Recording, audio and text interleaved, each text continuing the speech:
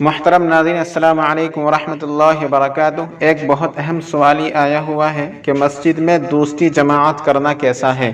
الجواب باللہ التوفیق، بسم اللہ الرحمن الرحیم۔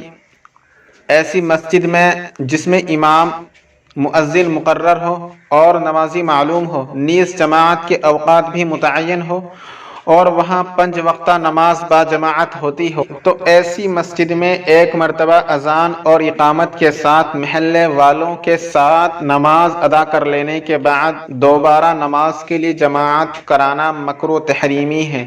دوسری جماعت سے لوگوں کے دلوں سے پہلی جماعت کی اہمیت اور عظمت ختم ہو جائے گی، اور اس سے پہلی جماعت کے افراد بھی کم ہو جائیں گے، اور ہر ایک یہ سوچے گا کہ میں دوسری جماعت میں شریک ہو جاؤں گا، جبکہ شریعت مطہرہ میں جماعت کے ساتھ نماز پڑھنے کی فضیلت اور تاکید آئی ہے، اور نماز کی جماعت میں کثرت بھی مطلوب ہے، جبکہ ایک سے زائد جماعت کرانے میں کثرت کی بجائے تفریق ہوگی۔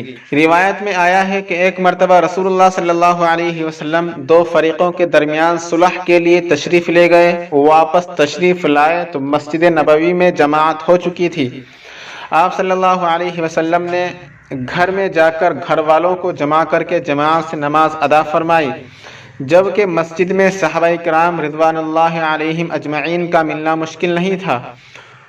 انہیں جمع کر کے دوسری جماعت کرائی جا سکتی تھی۔ اس سے معلوم ہوا کہ اگر مسجد میں جماعت بلا کراہت تحریمی جائز ہوتی تو حضور صلی اللہ علیہ وسلم بیان جواز کے لیے کچھ صحابہ کرام کے ساتھ مسجد میں دوسری جماعت ادا فرماتے۔ البتہ ایسی مساجد جو راستوں پر بنی ہوتی ہے اور ان کے لیے امام مقرر نہیں ہوتا ہے، جہاں مسافر آ کر اپنی جماعتیں کراتے ہیں، اس قسم کی مساجد میں دوسری جماعت جائز ہے۔ مفتی اعظم ہند مفتی کفایت اللہ اسی نوعیت کے سوال کے جواب میں تحریر فرماتے ہیں کہ جس مسجد میں 5 وقتہ جماعت اہتمام اور انتظام سے ہوتی ہو، اس میں امام ابو حنیفہ کے نزدیک جماعت ثانیہ مکروہ ہے، کیونکہ جماعت تو دراصل پہلی ہی جماعت ہے، اور مسجد میں ایک وقت کی فرض نماز کی ایک ہی جماعت مطلوب ہے۔